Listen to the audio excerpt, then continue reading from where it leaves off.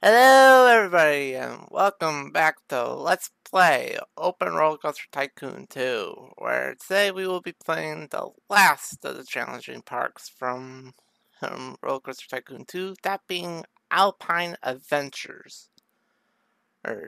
As last time we finished up Lucky Lake with no money, which that was not really difficult but nothing too serious. But this time we have to convert a small mountain ski resort into a snow-themed amusement park. But I think someone sold me a fake plot land because where's the mountains? Where are they? Where's the mountains? Oh my word. In any case, false advertising aside, the objective here is another one of those where it's not quite normal. Except this time we actually do have money because we have to achieve a monthly income from ride tickets. We have to make at least $7,000 from our rides, which means we have to try to make as much money as possible, build as many rides as possible, try to make as much money from them as possible, and more importantly, make sure that we have ATMs available so that way guests can spend, and stay in the park as long as possible while riding all the crazy rides that we will be building. So in any case, off we go. As you can see, we start off with not a whole lot. We don't even have any park rating at the start. That's kind of sad. In any case, we start off with a few transport rides, a smattering of gentle rides, some okay coaster types including the wooden and the steel miles, to name a couple. And we have the iconic junior coaster. A few good thrill rides, including the go-karts. A few different types of water rides, which is kind of weird considering we're basically building a snow-themed coaster. And a crap ton of stalls, including the MVP of the run, the cash machine. So now that we have that out of the way, we're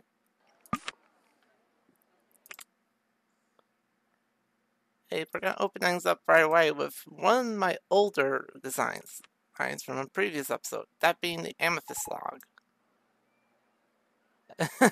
That's just sad.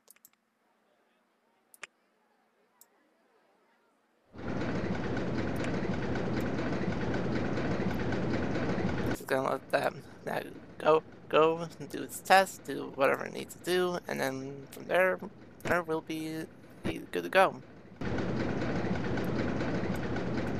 Now the main challenging thing about this park will be getting the ride ticket cost to over $7,000 of profit.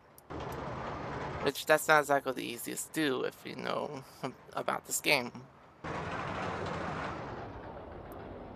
But in any case, at least we have something up and running.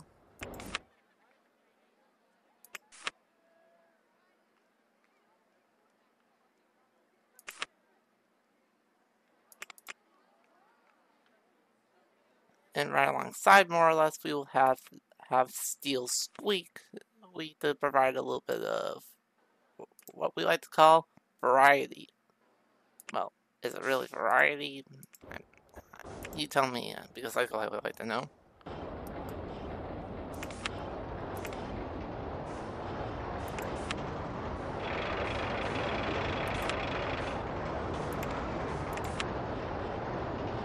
Oh great, it's gonna rain right away. That's just lovely.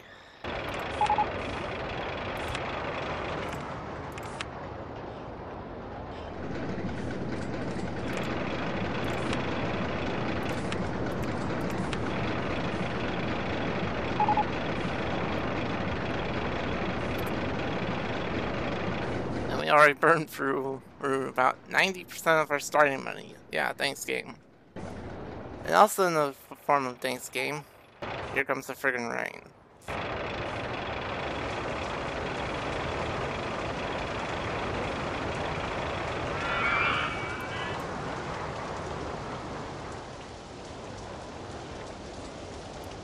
I never like rain. I never like rain in this game because it's just plain annoying, but it is what we're gonna have to deal with in this scenario, unfortunately. Because I'm pretty sure it's cool and wet, which means it's gonna be colder and it's gonna be wetter. A combination that I don't think any of us would like to deal with.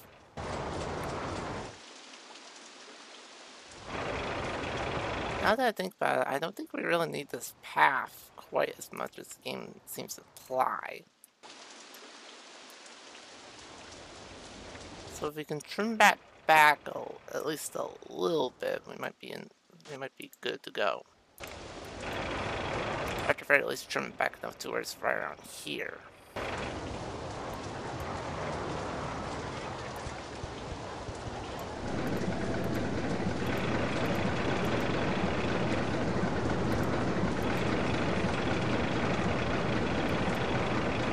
Have it go from here to here to here, and then just leave this little tail, I guess you could call it.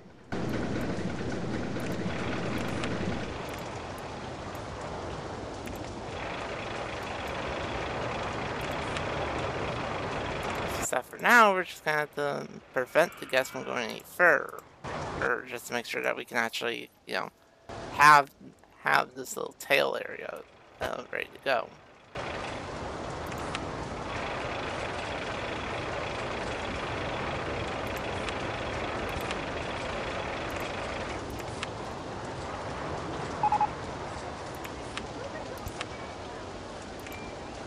Stalls down, and we have pretty much the basics. It's more or less. I say more or less because it's not necessarily the be-all, end-all. But the more guests we can attract to the park, the sooner we can make money from the rides.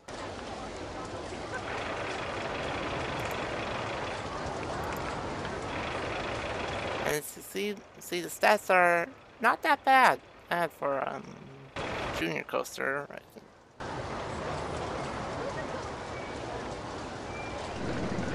It doesn't do anything too particularly egregious or anything. And we've only made $136.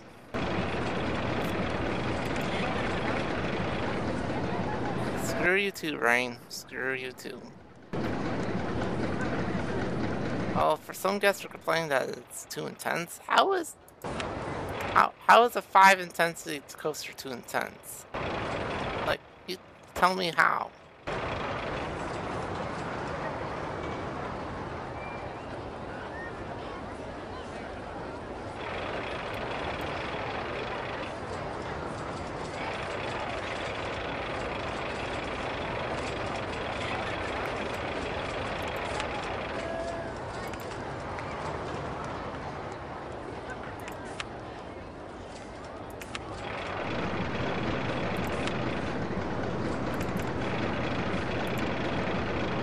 That's too intense. Let's just take out a small loan and have some mini golf for you people.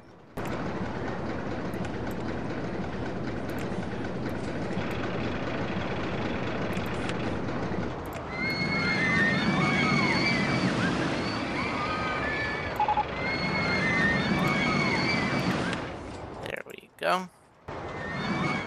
Accidentally took a little bit of the wall off there, but that's fine.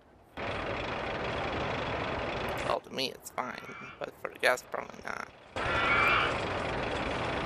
I'm just gonna create a little, what looks like a little handsaw shape here. Just that way we at least have something for the guests to congregate around.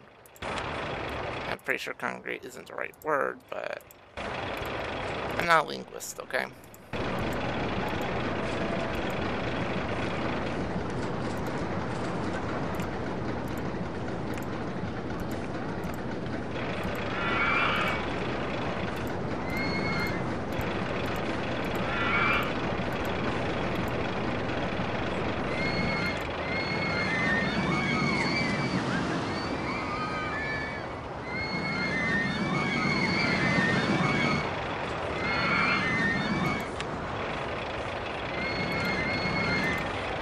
Between 1 and 4. Really? These people all have some of the most ridiculous requirements I think I've ever seen.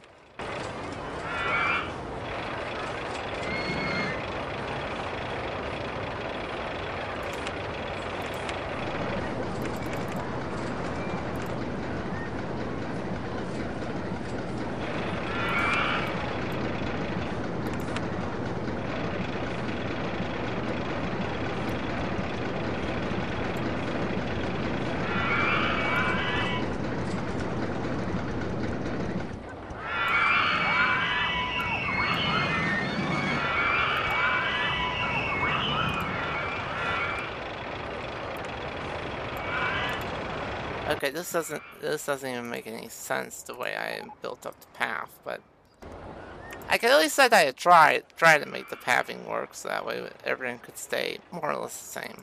I mean, A for effort, am I right?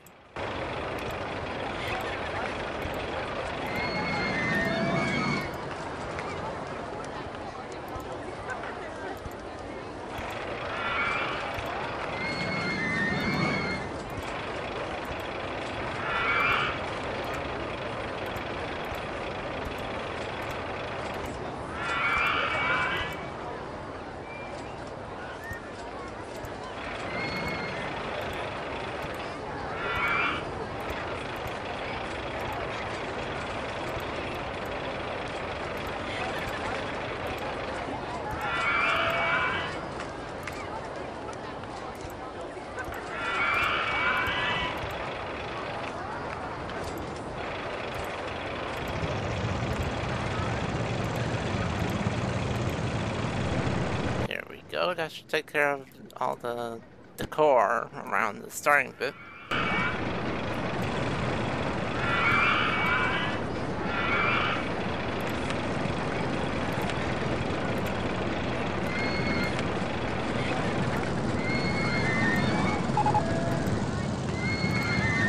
The corkscrew coaster. Not a bad coaster type if you think about it.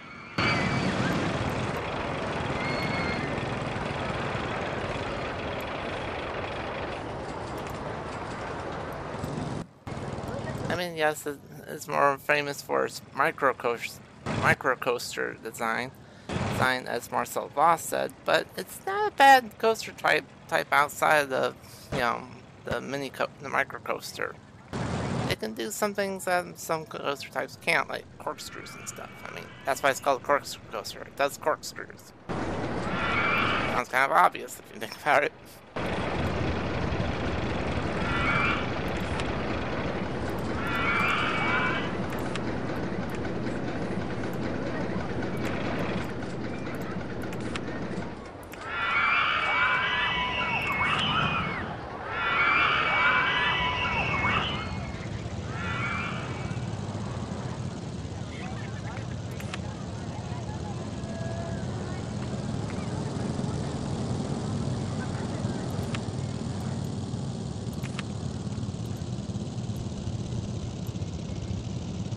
Go.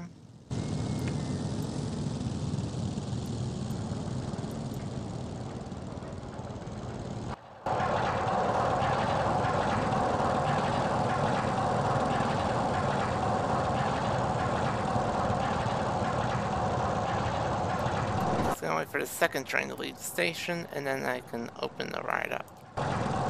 Because guests don't like riding rides that haven't been tested yet. I don't know why, but they simply don't.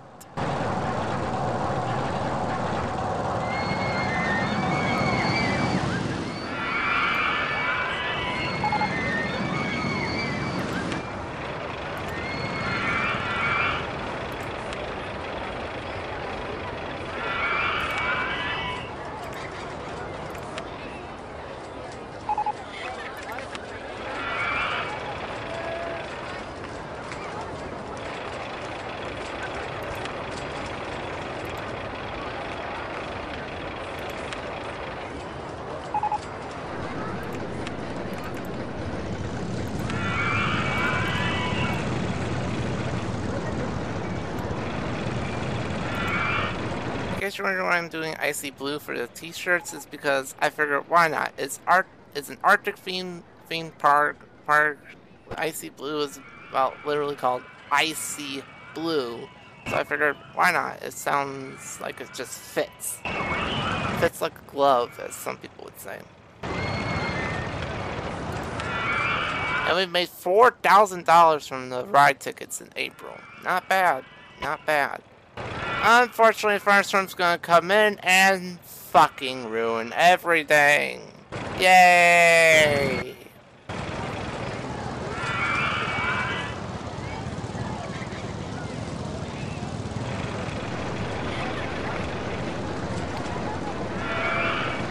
Out of all three rain types, I hate the Firestorm one the most. And for those of you who know me, I think you might have found out why.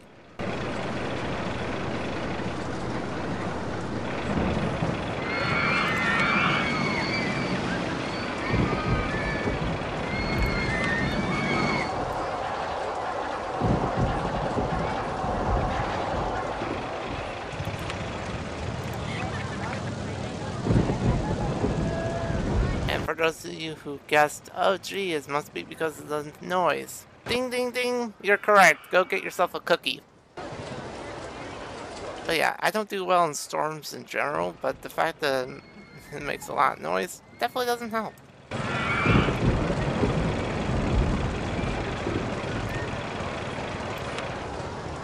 Park rating's looking quite good for the moment. And as you may have noticed, the park rating doesn't care if there's litter and stuff on the ground, just as long as it's not older than 3 minutes. It only cares after the first few minutes. Now that I think about it, I should wrap this half around back towards the entrance if I can. That's one tile. Oh for fuck's sake. First of all, I wound up being a tile too short, and second of all, I just decided to just be an idiot and just put down around, and I can't draw a straight line.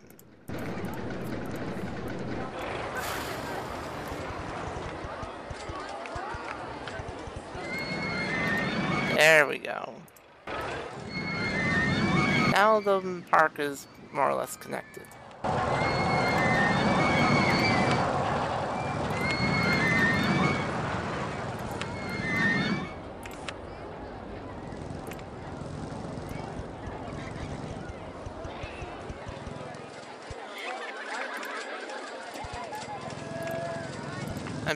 I basically replicated the queue line thing of Chris Sawyer. Or just basically wrapping the queue line around the ride and then putting it right at the exit.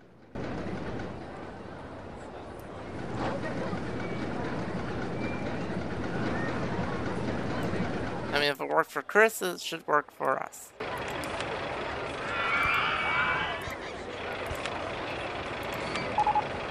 Now then, on to the Snow Cups, which is basically a snow-themed version of the Twist ride that we are more or less completely familiar with.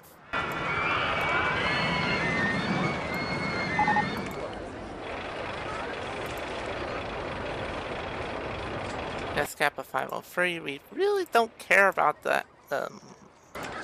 We don't really care about that in the general sense. It's because all we care about is this little number here on the side.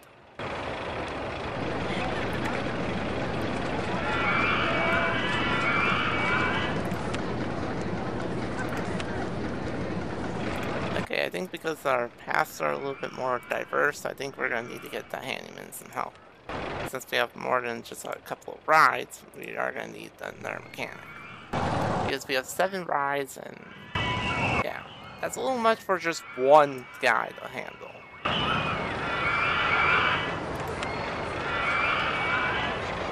But the good news is we are running in the black right now.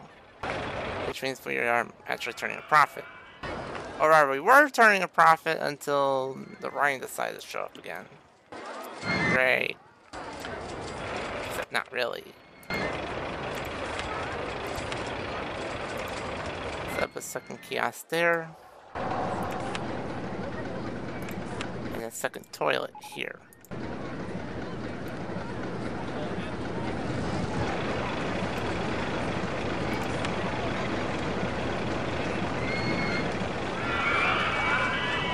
I guess since I've been sticking to the sweets, I guess it would make sense to do like a candy apple.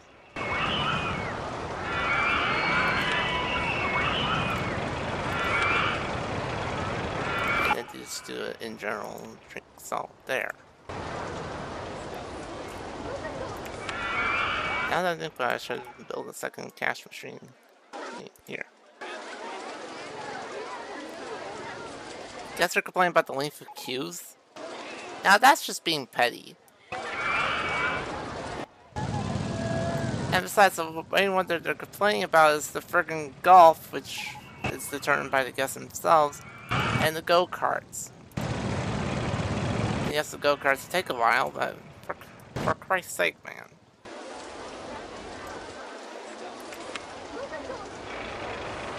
I don't think we're gonna reach $7,000 this month, because of the rain, but we're pretty close.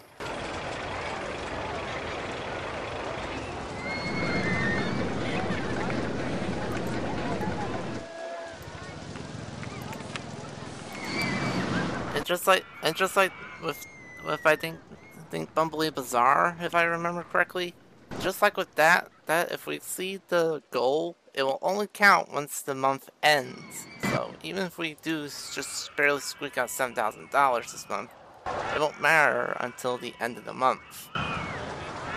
Which we are actually decently close to 7th grade. I'm not gonna hold my breath over it.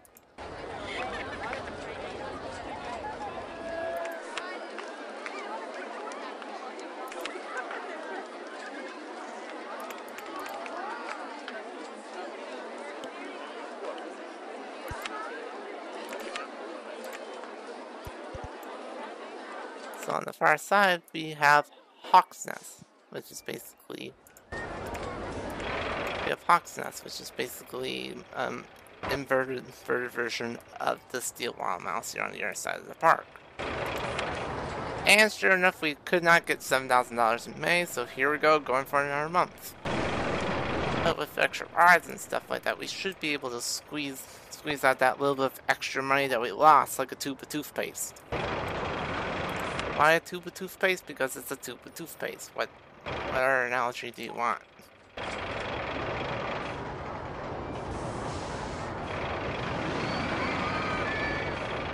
The percolator could work out for our less intense inclined guests, now that I think about it. Just put that on the other side.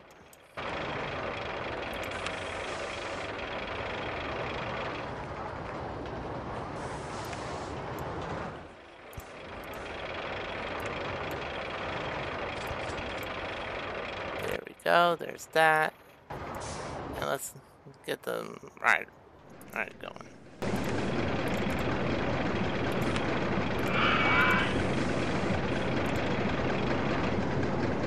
How many trains are there? 3 of them. Goodness gracious.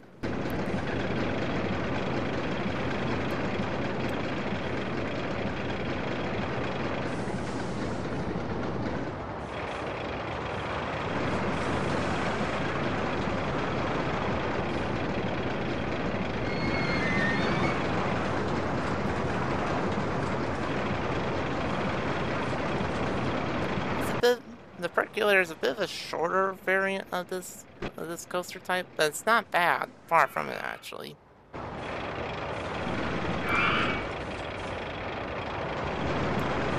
All 3 trains have completed the lap, have started or completed the lap, so we're just gonna open it up for the guests now.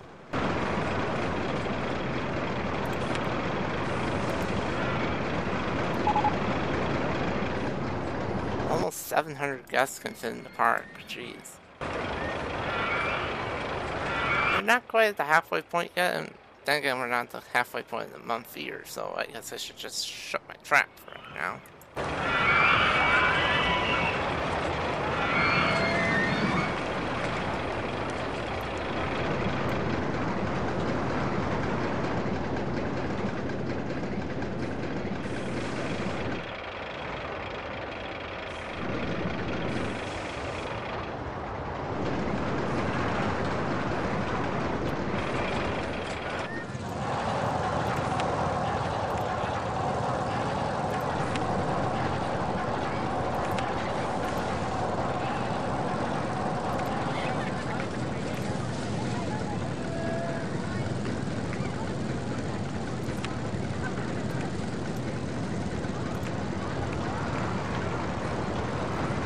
Isn't this just silly now that I just realized that we have a castle themed go-karts and a castle themed maze. I'm not sure how you can be that much more obvious. That it's a bit of a snow castle theme. I didn't intentionally try to do it like this, but here we are.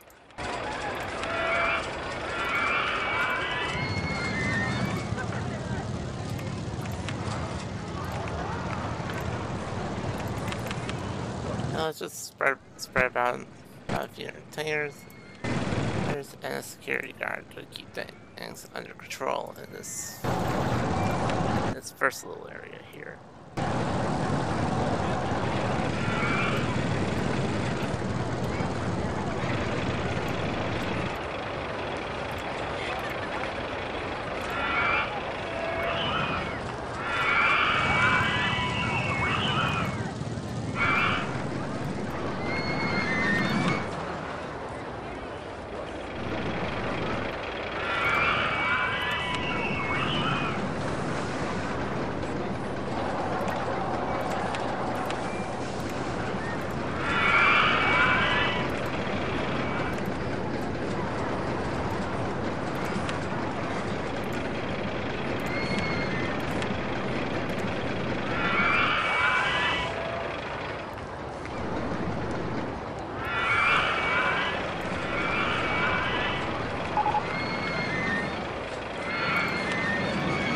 And as we approach the end of June, we have hit the $7,000 ride ticket goal. So now we just have to wait until the end of June, and we win. Overall, this scenario isn't too challenging. I mean, yes, it is a little weird with the setup that you have, but it's not particularly difficult. Just as long as you don't go super crazy and not get screwed over by the RNG in terms of rain, you should be able to do this fairly easily.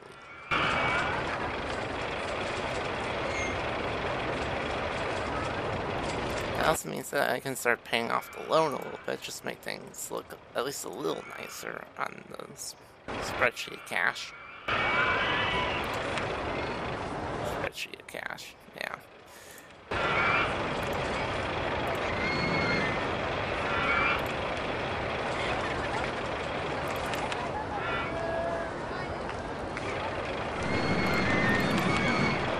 More Hangman entertainers.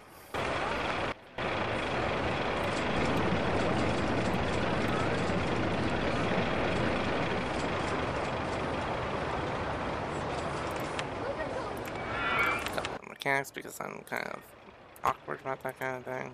Well, I guess awkward isn't the right word to use, just kind of paranoid. There you go. But yeah, we are going to end June with almost $10,000 in ride ticket income. Not bad. That's just over $9,500.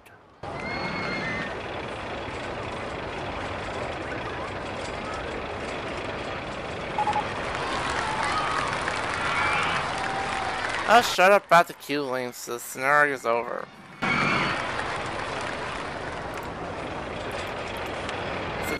So the winning total is $9,750.40. About $2,750 more than what we needed to win.